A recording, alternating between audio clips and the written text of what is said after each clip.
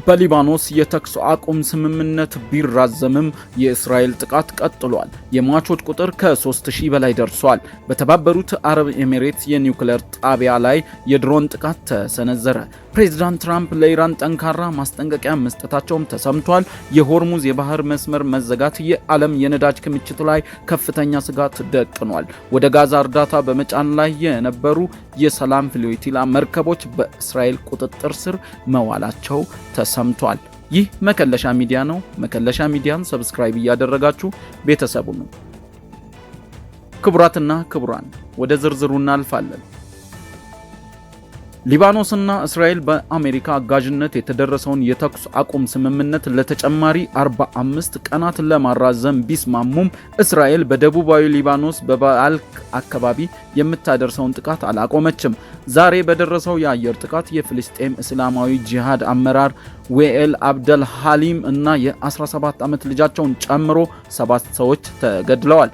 ባለፈው መጋቢት ወር ጦርነቱ ከተቀሰቀሰ ጀምሮ በሊባኖስ የሟቾች ቁጥር 3020 የደረሰ ሲሆን ከ9000 በላይ ሰዎች ቆስለዋል። እንዲሁም ከ1.2 ሚሊዮን በላይ ዜጎችም ከመኖሪያ ቀያቸው ተፈናቅለዋል።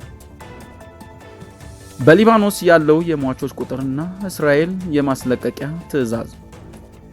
በሊባኖስ የጤና ሚኒስቴር ይፋ ባደረገው መረጃ መሰረት ካለፈው መጋቢት 2 ቀን ጀምሮ እስራኤል በሊባኖስ ላይ በከፈተችው ጥቃት የሟቾች ቁጥር 3020 ደርሷል። በተጨማሪም 9273 ሰዎችም ቆስለዋል። በሌላ በኩል የእስራኤል ጦር ቃል አቀባይ አቢቻይ አድራዊ በደቡባዊ ሊባኖስ በምትገኘው ቡርጂ አሊ ሸማሊ ማዘጋጃ ቤት የሚኖሩ ዜጎች በአስቸኳይ ቤታቸውን ለቀው እንዲወጡ ትዕዛዝ አስተላልፈዋል።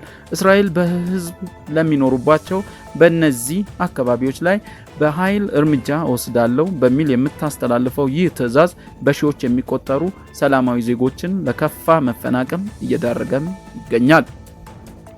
የሆርሙዝ የባህር መስመርና የኢራን አዲስ ቁጥጥር።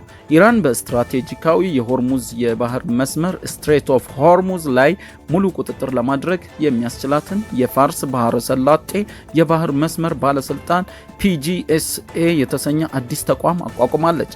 ባለስልጣኑ ባወጣው መግለጫም ማንኛውም መርከብ በባህር መስመሩ ለማለፍ ከዚህ አካል ፈቃድ ማግኘት እንዳለበት፣ ያለ ፈቃድ የሚደረግ ማንኛውም ጉዞ ህገወጥ ተብሎ እንደሚፈረጅም አስታውቋል። ይህ እርምጃ በዓለም አቀፍ ንግድና በነዳጅ ፍሰት ላይ ከፍተኛ ስጋት ደቅኗል። የኢራን አክሲዮን ገበያ ዳግም መከፈት። በአሜሪካ በእስራኤልና በኢራን መካከል በተቀሰቀሰው ጦርነት ምክንያት ለ80 ቀናት ተዘግቶ የቆየው የኢራን የአክሲዮን ገበያ ስቶክ ማርኬት በዚህ ሳምንት ዳግም ይከፈታል ተብሎ ይጠበቃል። ይሁን እንጂ ባለሙያዎች ገበያው ሲከፈት ባለሀብቶች በድንጋጤ አክሲዮኖቻቸውን ሊሸጡ እንደሚችሉ ፓኒክ ሴሊንግ ስጋታቸውን ገልጸዋል። የኢራን መንግስት በጦርነቱ ምክንያት ከፍተኛ የኢኮኖሚ ጫና ውስጥ በመሆኑ ገበያው የኢኮኖሚውን ጥንካሬ ለመለካት ትልቅ ፈተና ይሆንበታል። የጋዛ የሰብአዊ እርዳታ መርከቦች ወይንም ፍሎቲላ መያዝም ተሰምቷል። ወደ ጋዛ እርዳታ በመጫን ላይ የነበሩ የሰላም ተሟጋቾች መርከብ በዓለም አቀፍ የባህር ክልል ላይ በእስራኤል ኃይሎች ቁጥጥር ስር መዋላቸው ተዘግቧል። የቁጥጥሩ መጠንም 47 የእርዳታ መርከቦች በእስራኤል የተያዙ ሲሆን 30 መርከቦች አሁንም ጉዟቸውን ለመቀጠል እየሞከሩ ነው።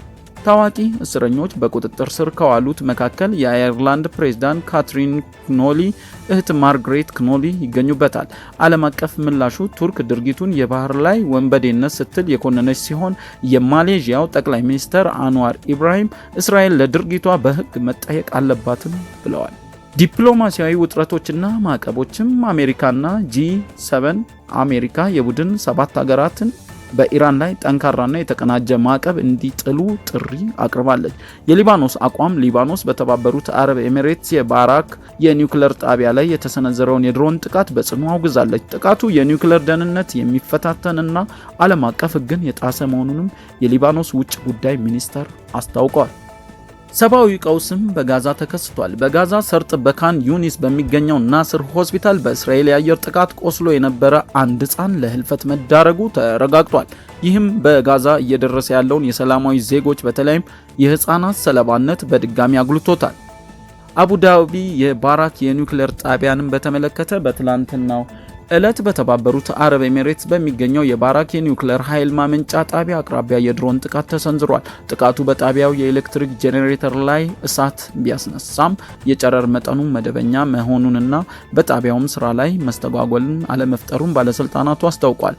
ኤሚሬትስ ጥቃቱን የማይታገስ የሽብር ድርጊት ስትል የኮነነች ሲሆን ሳውዲ አረቢያና ሌሎች የባህረ ሰላጤው ሀገራት ጥቃቱን አውግዘውታል። በዋሽንግተን የትራምፕ ማስጠንቀቂያም ተሰምቷል። የአሜሪካው ፕሬዝዳንት ዶናልድ ትራምፕ በኢራን ላይ ያላቸውን ቁጣ በድጋሚ ገልጸዋል። ትራምፕ በኢራን ላይ ሰዓቱ እየቆጠረባት ነው፣ በፍጥነት ውሳኔ ካልወሰዱ ሀገሪቱ ከምድረ ገጽ ትጠፋለች የሚል ጠንካራ ማስጠንቀቂያ ሰጥተዋል። ይህ በእንዲህ እንዳለ ፓኪስታን በዋሽንግተንና በቴህራን መካከል ያለውን ውጥረት ለማርገብ የዲፕሎማሲያዊ ጥረት እያደረገች ትገኛለች።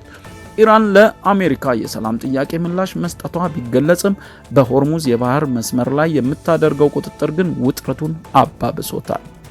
ዓለም አቀፍ ኢኮኖሚና መርከቦችም የሆርሙዝ የባህር መስመር መዘጋትን ተከትሎ ከ1500 በላይ የንግድ መርከቦችና 20,000 የሚጠጉ መርከበኞች በባህር ላይ ተዘግቶባቸው ይገኛሉ። የዓለም አቀፉ የኃይል ኤጀንሲ IEA በሰጠው መግለጫ የነዳጅ ክምችት በከፍተኛ ፍጥነት እየተመናመነ መሆኑንና ለጥቂት ሳምንታት ብቻ የሚበቃ ነዳጅ መኖሩን አስታውቋል። ይህም በዓለም አቀፍ ደረጃ የነዳጅ ዋጋ ንረት እና የኢኮኖሚ ቀውስ ሊያስከትል እንደሚችል ተሰግቷል። ክቡራትና ክቡራን፣ ቀውሱ ከሊባኖስ ጋዛ አልፎ ወደ ኤሚሬትስ፣ ኢራንና ዓለም አቀፍ የንግድ መስመሮች እየተስፋፋ ያለ ሰፊ የክልላዊ ጦርነትና ገጽታን እየያዘ መሆኑም ነው። መከለሻ ሚዲያን ሰብስክራይብ እያደረጋችሁ ለሌሎች እንዲደርስ ሼር ማድረጋችሁን እንዳትረሱ። ሐሳብ አስተያየቶች ካላችሁ ከታች ጻፉልን። ቸር ያቆየን።